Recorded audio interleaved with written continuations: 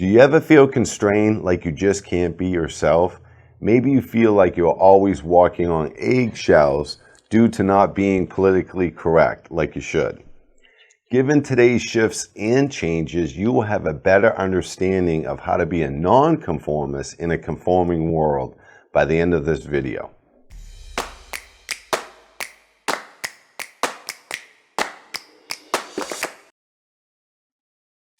Hey, it's Todd Nanner, and welcome to another webcast from LifeQuest Institute, your guide to the new earth. So here's a little context of what you will learn in today's episode. Conformity is a powerful force, be it a relationship, a small or large group. Conformity can change how individuals behave. When an individual conforms, typically they give up their essence self, such as their attitudes, beliefs, and behaviors, in order to have a feeling of belonging with individuals or groups that they are associated with.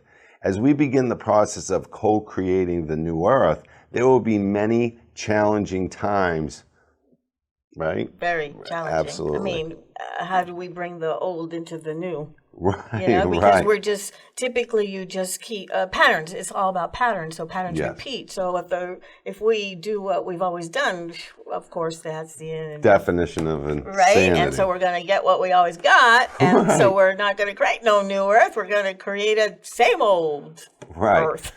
So what we need to do is we need to learn how to work with different perspectives, beliefs, and attitudes without conforming or giving up our true essence. It's not only important, but it is necessary. It's a necessary aspect of building the foundation of a new community, the new earth. Yeah. That said, Anna, let's begin learning how to be a nonconformist in a conforming world. All right, let's start with The definition. Okay. Always about the definition first, so we all get on the same page of what it is that we're talking about. So with a simple look on the internet for a definition, it says complying with the rules, standards, and laws.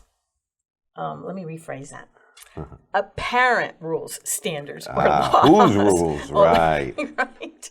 So these things, the conforming, is used to control groups in any particular direction. Examples, and I want to talk about the current example that we're experiencing, all about the corona, because I don't think this is going to be shoved under the carpet anytime too soon. So, the initial part of it was, I didn't hear about it, but I saw it about people manic about getting toilet paper. I mean, manic in the stores, all right? And then it went to wearing masks, and then all the talk about the vaccines, and especially about being politically correct. That's all about conforming. So at the top of the list to get the group to conform is to call foul on anyone who's not being politically correct. Maybe they looked at you sideways, like somehow we're doing something wrong. Well, I think with the media, they're giving you a story, not the story. It's so always remember story. that. Right. Yeah, we're not real clear on what the story is. A lot of misinformation. Correct. Don't say that because I'm saying because here comes politically incorrect again. Is when we don't accept everyone as, and this is impossible. But they're saying when we don't accept everyone as equals, and it's impossible to see everyone as equals, but we're thrown into the mesh of being politically correct, and we're all equals. So we all know what we would be called if we don't accept everyone as equals. That would be, yes, exactly. Just like, okay, so no win-win here. Right. We can't ever be ourselves, and that spirit screams at that. Right. So this is where we're going to overcome it, find that way to have both and try to get it to balance. Right, and they'll also conflate points. So, if you're speaking, or if you think there's another aspect to the coronavirus or another story, not their story, now you want to see people die. Right? Yeah, come on. All right, so nobody wants that. So what we can do is we can be civil, compassionate, and be respectful without conforming to the panic of being politically correct, right? Especially if it means fighting amongst each other. There is balance, and balance is what we are going to need to create the new earth. without giving up our true essence self, our good ideas. Especially good ideas. We need to hear all the good ideas, but how can we hear them without being pissy at each other because it's a little bit off the way that the belief system believes it to be. And that's the only way. It's like this one way, but no, there's a lot of other ways. Right. So, there's win-win situations. Always meet in the middle on many different points of view. Yeah. So, So we also have suggestions, recommendations, and that's our creativity. What we need to be aware of are the patterns, grouping the masses together, how conformity is created, all for the purpose of preventing any type of, disorder or any uprising, which is the last thing they want to see is an uprising. Once you wake up, it's hard to put you back to sleep, and they understand that. You're not going to get back in the box. You're out of the box. Right. All right, so let's back up a little bit and discuss how we get duped into conforming. Yes. Duped is like a hard word because, when you rest your head on the pillow, it's just like, wow, I was duped. Whether it was a family member, not even about Corona, about anything in general.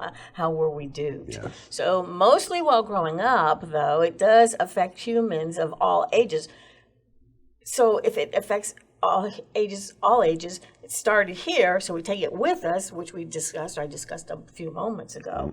So, and the different stages, because we, again, take that behavior with us. So there's the peer pressure is also used to fit socially, which also can meddle with our ability to make safer, better personal choices. The peer pressure, because of the probably political correctness of it all.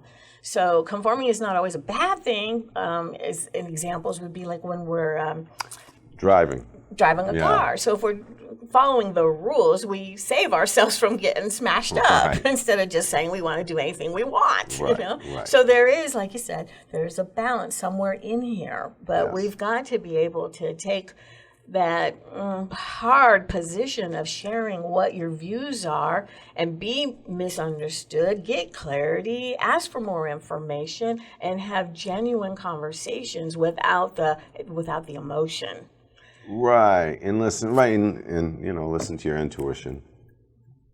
I think we did a thing on discernment. So discernment is very important, especially in today's, media. So you got to know the fake news from the real news. You got to know the story from a story. Remember, most of the media is trying to give you their story, not the story, but a story. And that's a way of control, of course, as well. Well, they want you to watch them so they teach you how to think. And I think we're seeing a split. We're seeing a contrast in society right now. We're seeing the people that are awake to all the fake news and things of that aspect. But then they're weaponizing the fake news against the people calling out the fake news. I mean, it's getting crazy. Well, it's you're a conspiracy theorist. Right. And actually, the CIA created that term back in the 60s, yes. Mm-hmm. Okay, so when to conform and not conforming takes balance. So why do we conform? People want to know that they have correct beliefs, right, about the world around them. There are benefits to having correct beliefs, and you could say that your beliefs influence your perception of reality. So if you look at media, they're trying to create a belief that influences your perspective of your reality. Then they get you in this echo chamber, so you think it's truth. Right? I want to bring up a point an example. A lot of times you can read an article. Okay, so let's give Facebook as that example that there's a lot of articles being shared. So there was a particular article, and if you read the little tagline with it, you're like, oh my, how awful. But if you go into the story, you realize this doesn't sound right. This isn't.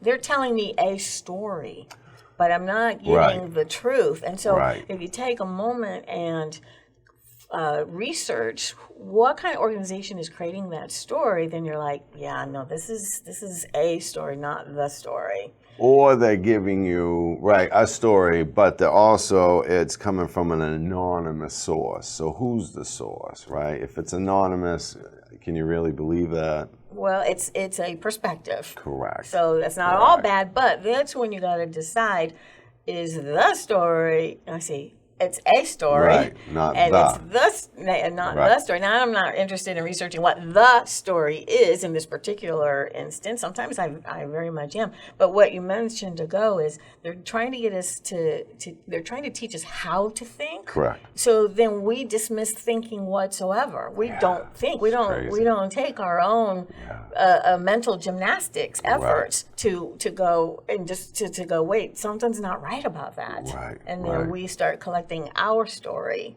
of, and then if it's of interest, research it. Research the heck out of it. Become an expert in it so that you can help other individuals to go, you might want to know there's a little bit more information. There's more to it than that. Right. So I mean, the whole thing is probably balanced. We need balance. And then, like you were just saying, whose beliefs are correct, right? Yeah. You can always trust yourself. So start with number one. Another reason to conform. Before you go there, when we collect our own beliefs, don't underestimate that we collect the wrong stuff sometimes too. Right. That which is why we have to, and we mentioned in the last video, we have to bounce, we have to shift, we have to. But I think the most important thing to do is make sure that you have correct information, or you're doing a disservice to yourself and to the individuals that you talk to. Right. And another reason to conform is to be able to fit in with a group. We like and enjoy being in a group for two reasons: a sense of having a mutual perception of the world, which we just spoke about, and to be accepted by other people versus being rejected.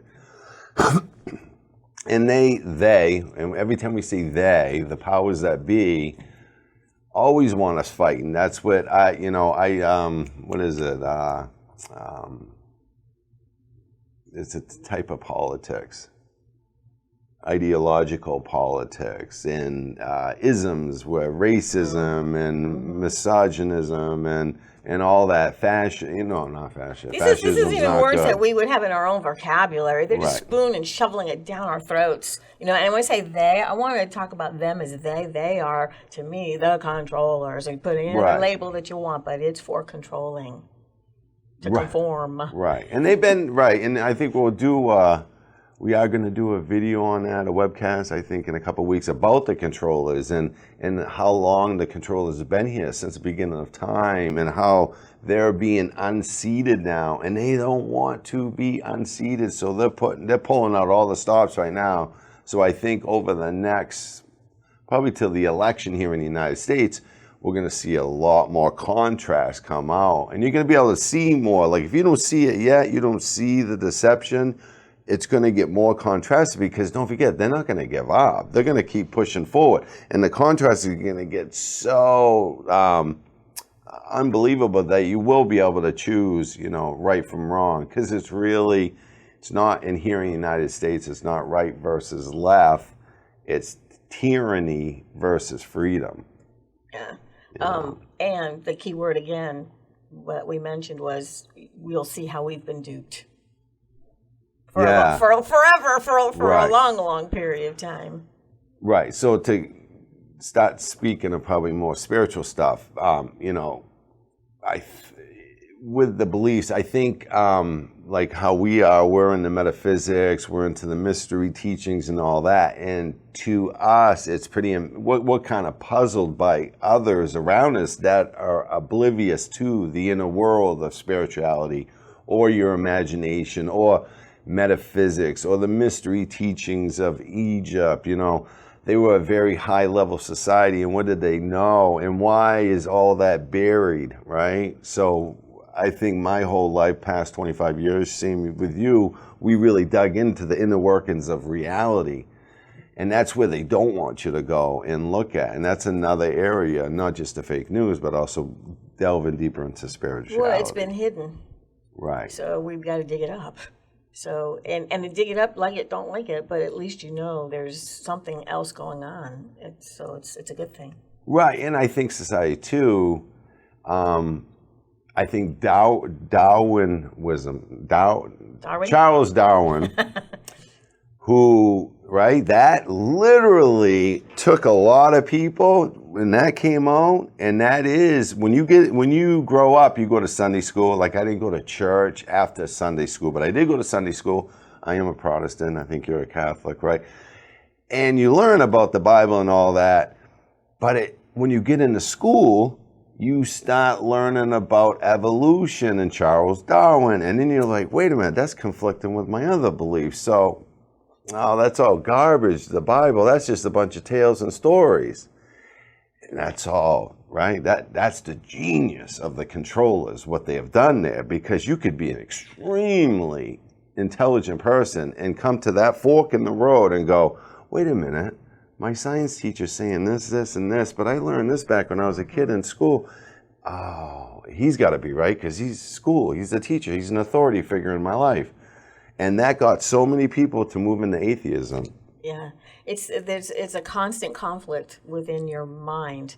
And sometimes we just kind of put it on the back burner or lay it low so that we don't have to think about it until it gets triggered again. And it always gets triggered because it's not something that's in a nutshell or done or completed or, you know, we don't have the true information or what is it. And so anyway, right. we're going to constantly have this back and forth going on. So let's talk about the consequences of not conforming. All right. So you mentioned the word rejected, and you know who wants that? That hurts. Okay, where you get chastised, maybe even as a kid or even as an adult, you're scolded. You get lectured. You're not accepted. Right. So those are all hurtful things. So when we have that, we think we're not good enough, we're not lovable, nobody loves us, nobody wants us around, and so you take it upon yourself to be a conformist so that you can feel better about everything. Right. All right. So now here's the problem. Is conforming or not conforming a false pretense? All right. Like a charade or a guise to create a pleasant and respectable appearance. But what about your true self? Right. Your true nature, hiding behind a mask, wearing a mask. Okay. And it goes same with being politically correct. It's a guise to create a pleasant and respectable appearance, concealing the true nature. And this is what needs to come out. The true nature needs to come out for creating and co-creating the new earth. So now, what do we do? Conform or don't conform? Right. So we can't stress enough. Balance. Balance is the answer. So to prevent group conformity, act or speak differently than the people around you, you know, make different choices than others, you know, choices based on your interests, not theirs. And I think the whole thing with the whole atheism and all that, they really try to get you in that box, you know. And I, like I say, I'm not religious, I'm spiritual, but I don't disregard the Bible. I think the Bible's got amazing teachings, and I think I did read it back when I was actually, I did read it again about 10 years ago. So it was extremely interesting, and there was a lot of truth to it. And kind of what the shift is that was set up to give us a moral compass, a moral guide, the Bible, and the whole thing with Jesus. And now we're coming to the end of that, and the next source event is the shift in consciousness in creating the new earth. Yeah. Definitely. Okay, so we're talking about different ways to not conform, and clothing comes to mind. So because there's a new fad, a new gimmick, a new gadget, or colors, or you know, so we jump into the fad so we can look like everybody else. So that's where you're like ding ding ding ding. Or the new phone, or the new right. I saw a commercial. I don't know what it was for, but everybody was wearing dots of some sort. And so the one girl was wearing polka dots, and the friend was saying, "Oh, you're not. It's almost like you're not in. It's square dots now." Right. And it's like, and if you really looked at the dots, they were squares. Everybody at the party. Yeah. So I would say, you know, a positive mindset is very important to being a nonconformist, because you have to be really comfortable with yourself. To not worry about what others think of you. Believe me, it's better to forge your own path. And then when you do succeed on that path, people will look at you like, wow, they knew it the whole time, you know? Yeah, there's something different. You can find those people. They're different, and might want to hang out with them. Right. So one question you want to ask yourself is, why can't I just fit in, but how can I contribute, you know, to society when you're forging your own path, because really you're here to learn, to love, and, you know, to leave a legacy. That's why you're here. And it's not easy. No. It's not easy to be yourself. You might want to check, as a matter of fact, one of our previous webcasts, and one in particular that I'm thinking about is how the authority one and how to be your own authority. Yes. Definitely necessary for ascension. And in there, we discuss being responsible, accountable. We call them cringy words, because who wants to be responsible, accountable? We just want to be told what to do, when to do it, where to do it. And so I think another question to ask is, what is it you want to create for yourself, and or as part of the group, or as part of the collective, or as part of the new earth? And these are, what I believe though too, it's going to be fun. Right. It's going to be fun to be genuine, to be real. Authenticity. Extremely important in today's society. Good show, Anna. If you're watching this webcast and you're not a friend at our private Facebook group, then you should check out the tribe. We have over 26,000 plus awakened individuals getting together and growing themselves over in our Awaken to the Shift private Facebook group. We encourage you to connect with like-minded individuals. We also recommend watching our webcast titled How to Handle Conflict in These Traumatic Times.